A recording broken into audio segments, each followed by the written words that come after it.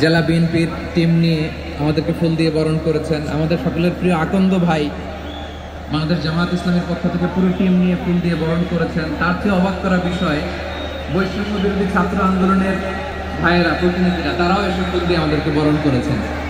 তার মানে ময়মনসিংহের স্টেজ হয়ে গেছে পুরো বাংলাদেশ। ঠিক কিনা বলেন? আমরা এরকম বাংলাদেশ চাই কি চাই না? যেখানে ভেদাভেদ থাকবে না, মারামারি থাকবে না, এক ডাকে আমরা একত্রিত হব। সবার আগে দেশ, আওয়াজ করে বলেন, সবার আগে কি? দেশের প্রশ্নে আমরা ঐক্যবদ্ধ। এই যে 24-এর ছাত্র নাগরিক অভ্যুত্থান, এরপরেও যদি আমরা একত্রিত হতে না পারি, এটা আমাদের জন্য আফসোসের। সো এই যে অন্তর্ভুক্তিমূলক ইনক্লুসিভ দলমত নির্বিশেষে আপনারা সবাই আজকে এই স্টেজে একত্রিত হয়েছেন, আমি খুব খুশি হয়েছি। আমি সবার জন্য প্রাণ ভরা দোয়া এবং অভিনন্দন জানাচ্ছি।